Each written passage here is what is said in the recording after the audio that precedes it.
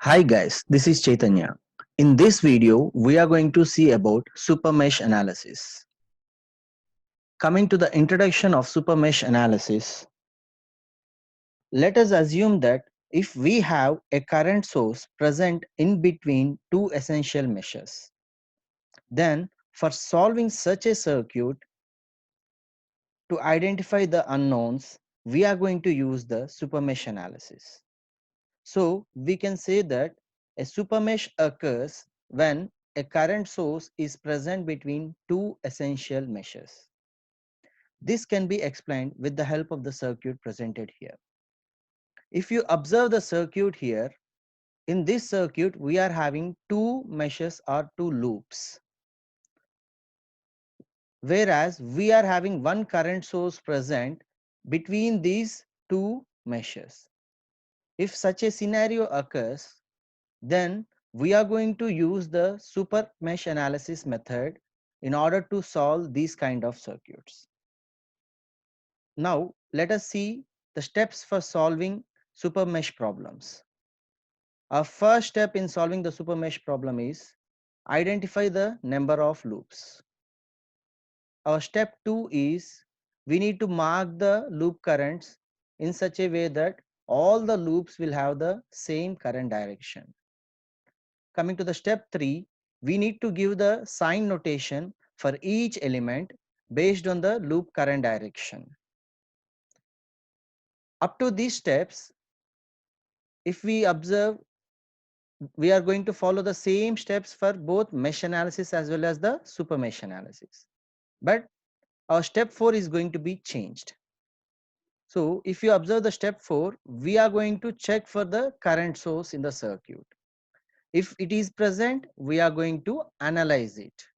Like for the given circuit, we are going to check for current source. If that current source is there, then we are going to write the equation for that particular current source. Analyzing here means writing the equation for that particular current source. How to write it, that we are going to see. Coming to the step 5, remove the current source from the circuit and write the super mesh equation. So after analyzing the circuit in step 4, we are going to remove that current source and we are going to write the super mesh equation in step 5. Coming to the step 6, we are going to apply the KVL for the remaining loops which don't have the current source. Coming to the last step, step 7, we are going to solve the equations and we are going to calculate the unknown values. So we are going to follow all these 7 steps in order to solve any super mesh problem. Now consider one problem here. We are going to calculate the current flowing through the 3 ohm resistor using super mesh analysis. So this is super mesh analysis, guys. So the circuit is given like this. So the solution for this is, what is our first step? We need to identify the number of loops. So as we have discussed earlier, in the case of mesh analysis, here also the circuit will look like same as your mesh analysis circuit, right? So if you observe here also, we are having 3 loops. So our first step is identify the number of loops. So number of loops are 3 here. Coming to the step 2, we need to mark the loop currents in such a way that all the loops will have the same current direction. So we are going to mark the loop current directions. So for the loop 1, I am giving the current direction in this way. So for the remaining loops also, I'm going to give the same current directions. And as I'm having 3 loops, I'm marking for each loop current as I1, I2 and I3. Coming to the step 3, we are going to give the sign notation for each element based on the loop current direction. So the loop current direction is in this direction.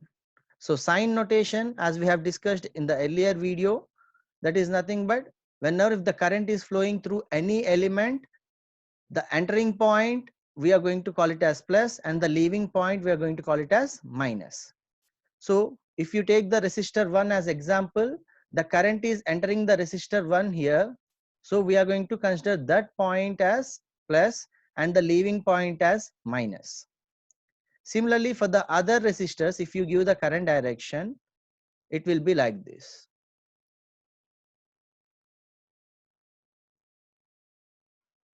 So after giving current directions and sign notations, we are going for the step 4. What is our step 4? We are going to check the current source, right? If a current source is present, we are going to analyze it. So in this circuit, we are going to check for the current source. Here the current source is there.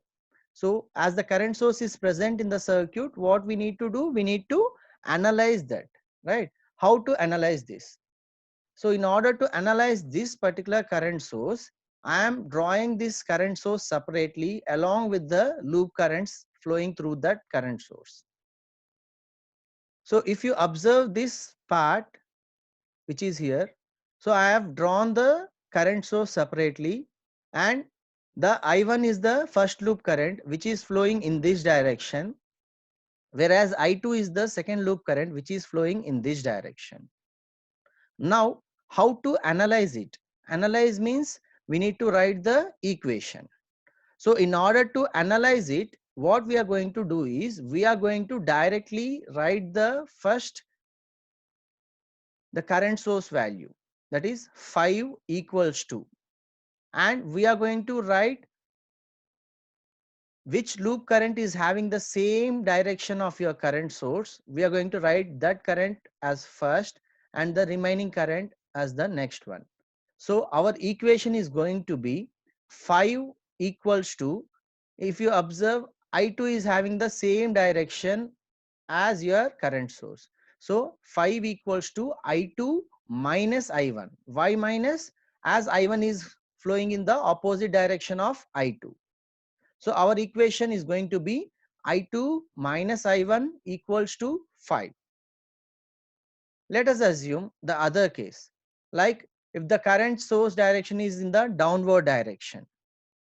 If the current source direction is in the downward direction, then we are going to get the equation as 5 equals to, downward direction is which current we are having? I1. So 5 equals to I1 minus I2 we are going to write. But as the case here is our current source is having the upward direction, we are going to get this equation. So coming to the step 5, we are going to remove the current source from the circuit and we are going to write the super mesh equation. If I redraw the circuit, after removing the current source, the circuit will look like this. So generally we are having the current source here. I have removed this current source. And now we are going to write the super mesh equation. The super mesh equation, how we are going to write it? See here, I am going to start from R1, okay, and I am going to continue to R3, R4 and come back to V1 and again come back to R1. This is the super mesh loop that I am having. So in order to write the KVL for this super mesh loop, so what is the current flowing through this R1? I1 is the current flowing, right? So the drop we are going to get across R1 is I1 into 5.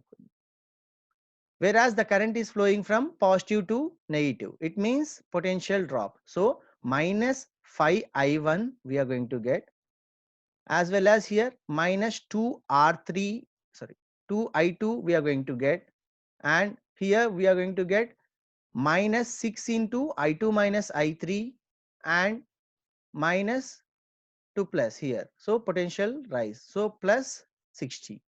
So if you write the equation, you are going to get it as minus 5I1 minus 2 into I2 minus 6 into I2 plus 6 into I3 plus 60 equals to 0.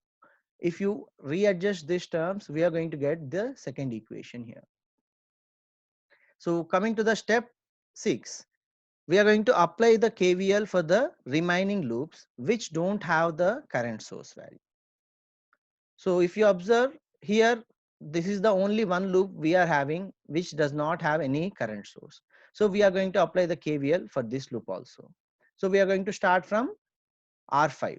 So we are going to get the equation as minus 3 into I3 minus 50 minus 6 into I3 minus I2. So if you write the equation, you are going to get the final equation as 6 into I2 minus 9 into I3 equals to 50. So coming to the step 7, we are going to solve the equations and we are going to calculate the unknowns. So if you solve the equations 1, 2 and 3, we are going to get the I1 value as 0.74 amperes and I2 value as 5.74 amperes and I3 value as minus 1.7283 amperes.